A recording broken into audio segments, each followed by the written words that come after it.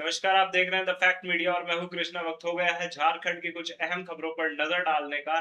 शुरुआत करते हैं जमशेदपुर से, जहां चोरों के हौसले इतने बुलंद हो गए हैं कि थाने से महज 100 मीटर दूरी पर एक होटल को निशाना बनाया गया। देर रात ताला तोड़कर चोरों ने नकदी, गैस सिलेंडर और हजारों रुपए का सामान लेकर फरार हो गए। होटल संचालक के मुताबिक सुबह दुकान पर पहुंचने पर चोरी का पता चला। सूचना मिलने पर पुलिस मौके पर पहुंची और जांच शुरू कर दी गई है। आसपास लगे सीसीटीवी कैमरों से फुटेज खंगाली जा रही है। इस घटना के बाद स्थानीय लोगों ने सुरक्षा व्यवस्था और पुलिस की रात्रि गश्त पर सवाल उठाए हैं। कल मेरा पापा 8-9 हज़ार का सामान उठाया, वो सामान चोरी हो गया है। अंदर से खाने पीने का जितना सामान था वो सब भी ले गया है। फ्रिज में खाने का सामान था वो सब निकाला है कि खाया पता नहीं, लेकिन सब गिरा हुआ था। खेती का सामान चोरी हो गया है। गल्ला में खुचरा पैसा रखा हुआ था, गल्ला का सारा पैसा ले गया। कितना पैसा खुचरा हो? पैसा कितना पैसा हो? लगभग 1000-1500 रुपये था। और क्या क्या ले लिया सामान में?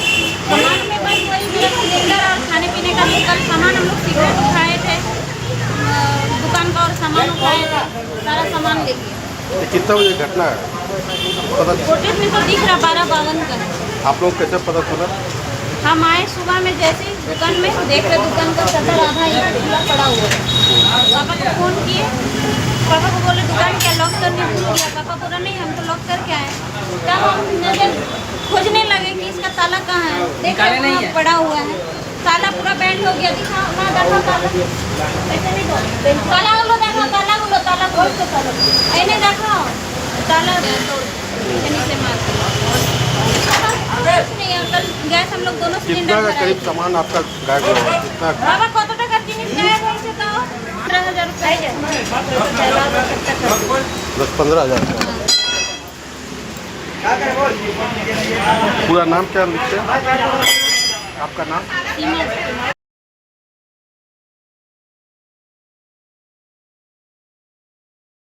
अब रुक करते हैं अगली खबर का। जेपीएससी और प्रतियोगी परीक्षाओं में कथित गड़बड़ी को लेकर सियासत तेज हो गई है। पूर्व मुख्यमंत्री रघुवर दास ने कांग्रेस, जमऊ और अन्य विपक्षी दलों पर निशाना साधते हुए कहा कि दो दल राष्ट्रीय स्तर पर परीक्षा घोटाले को लेकर आंदोलन करते हैं, वहीं झारखंड के मामलों पर चुप रह जाते हैं। उन्होंने जेपीएससी और जेपीएसएससी से जुड़े मामलों की सीबीआई जांच की मांग की और आरोप लगाया कि राज्य सरकार दोषियों पर कार्रवाई करने के बजाय उन्हें बचा रही है। रघुवर दास ने उत्पाद सिपाही भर्ती परीक्षा में जान गंवाने वाले अभ्यर्थियों के परिवारों को 1 करोड़ रुपए का मुआवजा देने की भी मांग की है। झारखंड में चाहे जेएसएससी हो चाहे जेपीएससी हो, परीक्षाओं के पेपर लीक, परीक्षा में धांधली सहित अनेक अनियमितताओं के बड़े प्रमाण आप मीडिया के साथियों ने प्राथमिकता से छापा और हमारे झारखंड के छात्र शक्ति और भारतीय जनता पार्टी के जो हमारे युवा विंग है, युवा मोर्चा, लगातार इस पर आंदोलन भी किया, पर राज्य सरकार कार्रवाई करने की जगह दोषियों को बचाने में लगी। पहले भी इन 6.5 साल के अंतरकाल को देखे तो राज्य सरकार बिना तैयारी के आनन फानन में आयोजित की गई उत्पाद सिपाही भर्ती परीक्षा के दौड़ में 12 हमारे आदिवासी मूलवासी झारखंडी युवाओं की आज समय मृत्यु हुई और सैकड़े युवा गंभीर रूप से घायल हुआ। नीट यूजी पेपर लीक मामले को आधार बनाकर केंद्रीय शिक्षा मंत्री श्री धर्मेंद्र प्रधान जी का इस्तीफा मांगने वाले अपने गिरबान में क्यों नहीं झांका? जो लोग उनका इस्तीफा मांग रहे हैं उन्हें झारखंड सरकार के द्वारा युवकों के साथ किए जा रहे अन्याय को एक बार देख लेना चाहिए।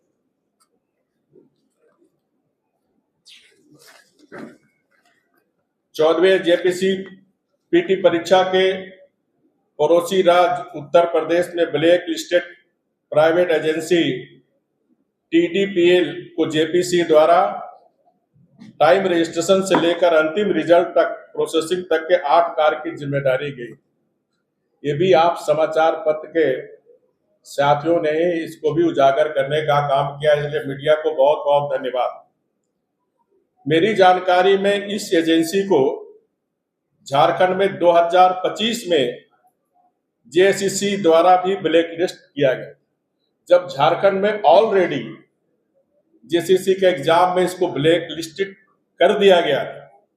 इसके बावजूद भी जेपीएससी में कैसे काम मिला, और इसीलिए भारतीय जनता पार्टी पूरे मामले की सीबीआई से जांच की मांग करती है।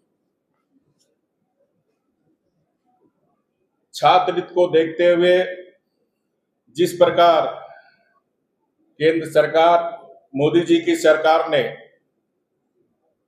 जैसे नीट पेपर लीक हुआ तुरंत उसको रद्द करने का काम किया, और साथ ही साथ इस पूरे मामले को सीबीआई से जांच करने का आदेश केंद्र सरकार ने दिया। 13 आरोपियों की तुरंत गिरफ्तारी हुई। उसी तरह झारखंड सरकार से मैं मांग करता हूं कि 14वीं जेपीसी हो चाहे पूर्व में जितनी भी नियमितता हुई है, सीबीआई से जांच का अनुशंसा भारत सरकार को करे, झारखंड के छात्रों के, झारखंड के युवाओं के हित में। आप सबने आज मीडिया में, समाचार पत्र में छापे भी है कि छात्रों के हित को ध्यान में रखकर माननीय प्रधानमंत्री मोदी जी कितने गंभीर हैं, और कल ही कैबिनेट में पेपर लीक के खिलाफ कड़े कानून की घोषणा की है। इसमें 10 साल की कड़ी सजा और 10 करोड़ रुपए की पेनाल्टी का भी प्रावधान किया गया है। इसके साथ ही साथ फास्ट ट्रैक कोर्ट के माध्यम से जल्द सुनवाई पूरी कर आरोपियों को सख्त सजा का प्रावधान किया गया। झारखंड में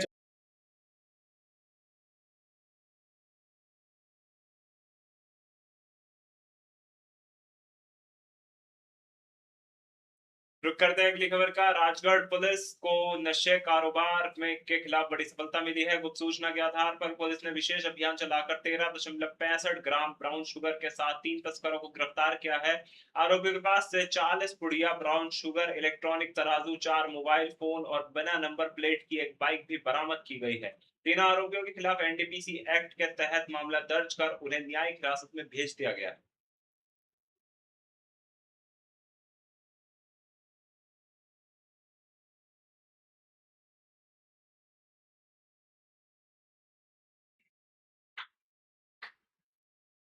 चलते अगली खबर पर। श्रावण मेले को लेकर देवघर प्रशासन पूरी तरह नजर लगाए रखे है। राज्य के मंत्री ने बाबा बैद्यनाथ मंदिर पहुंचकर तैयारियों का जायजा लिया है और अधिकारियों को जरूरी निर्देश दिए। उन्होंने कहा कि स्वास्थ्य, सुरक्षा और श्रद्धालुओं की सुविधा के सभी इंतजाम पूरे किए गए हैं। इस बार श्रद्धालुओं की सुविधा और बेहतर बनाने के लिए आर्टिफिशियल इंटेलिजेंस यानी एआई तकनीक का भी इस्तेमाल किया जाएगा। वहीं निशिकांत दुबे के बयान पर भी मंत्री ने अपनी प्रतिक्रिया दर्ज की है।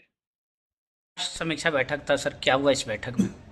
इस बैठक में तैयारियां तो पिछले साल से इस बार और जोर है। बहुत ही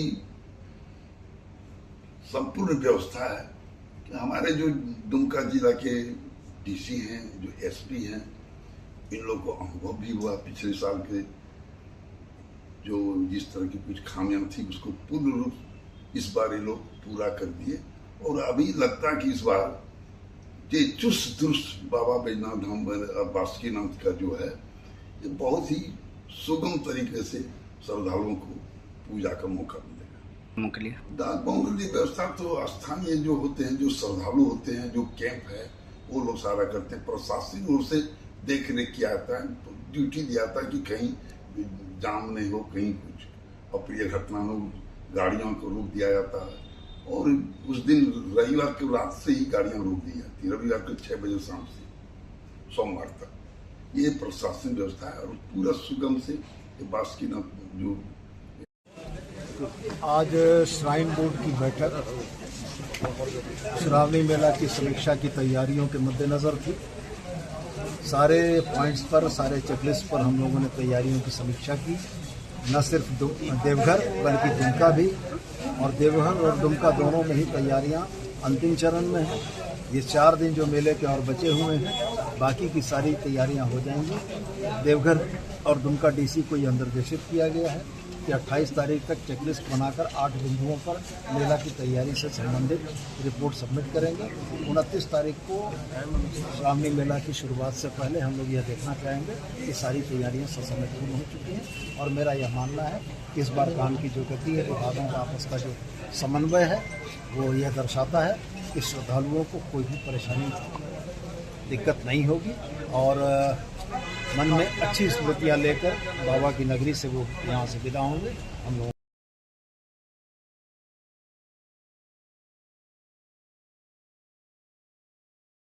चलते अगली खबर पर। चतरा से नशे कारोबार पर बड़ी कार्रवाई की खबर सामने आई है। कुंदा थाना पुलिस ने छापेमारी कर करीब 1 करोड़ कीमत के 7.540 किलो अफीम और 993.900 किलो अफीम डोडा बरामद किया है। मामले में 22 वर्षीय जालेश कुमार को गिरफ्तार किया गया है। पुलिस ने इलेक्ट्रॉनिक तराजू और मोबाइल फोन भी जब्त किया है। फिलहाल पुलिस इस गिरोह के अन्य सदस्यों की तलाश में जुटी हुई है।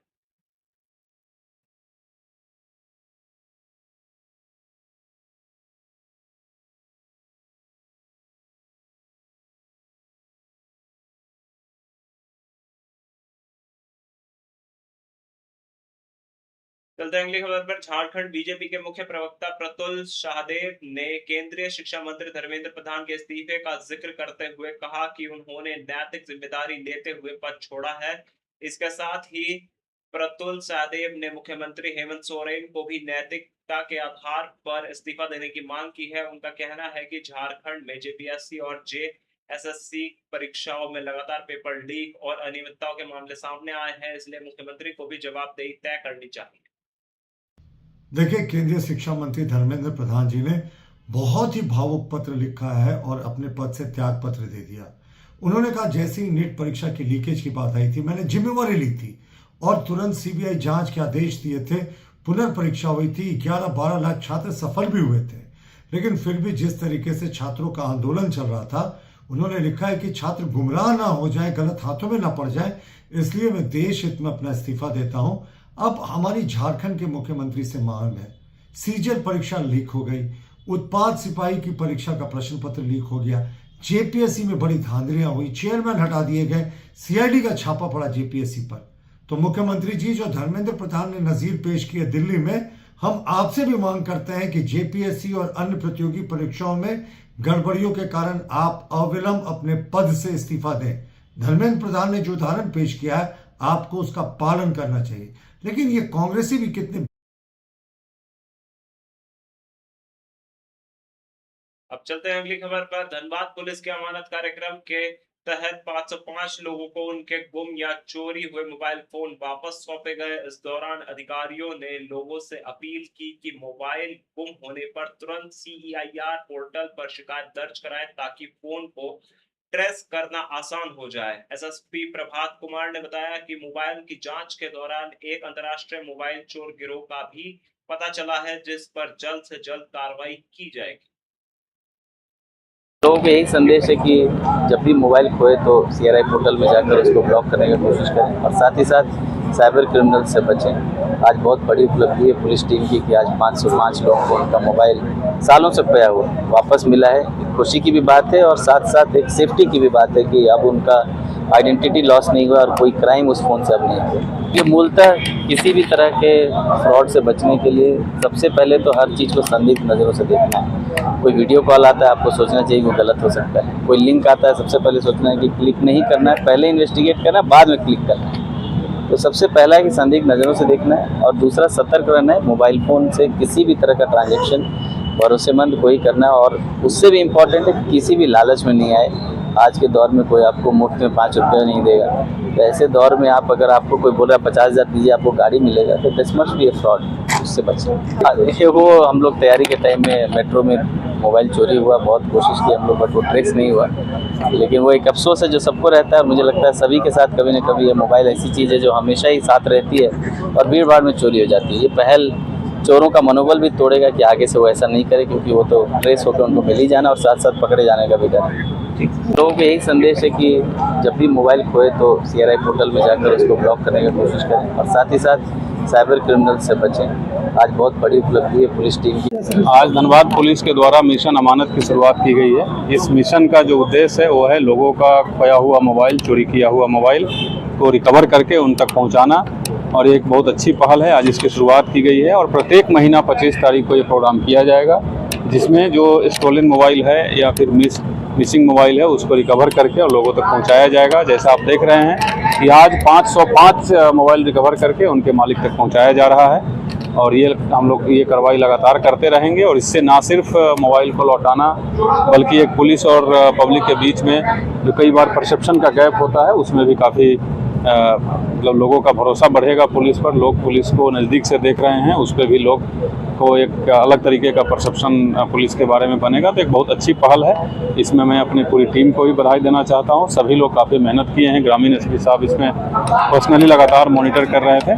तो एक अच्छी पहल है और आप जैसा देख रहे हैं कि 505 लोग डायरेक्ट बेनिफिटेड हो रहे हैं। सब लोग, बहुत सारे ऐसे लोग हैं जो उम्मीद खो चुके थे बट फिर भी उनको मिला है। तो इस तरीके से और लोगों की जो प्रशंसा है पुलिस के बारे में वो सुन के, लोगों की अच्छी बातें सुन के हम लोग का और मनोबल बढ़ता है, जो हम लोगों को और अच्छा काम करने के लिए प्रेरित करता है। CEIR एक पोर्टल है जिस पे कभी भी कोई मोबाइल गुम हो जाए या चोरी हो जाए तो इमीडिएटली उस पर जाके रजिस्टर कराइए, उस पर अपना डिटेल्स डालिए। उससे इमीडिएटली आपके मोबाइल का कोई गलत इस्तेमाल नहीं कर पाएगा और रिकवरी की चांस भी काफ़ी बढ़ जाती है। इस रिकवरी के दौरान एक अंतर्राष्ट्रीय मोबाइल चोर गिरोह का पता चला है। कुछ लोग पकड़ाए भी हैं लेकिन हमारी टीम उस पर अभी काम कर रही है, तो बहुत जल्द उस पूरे गिरोह को भी हम लोग।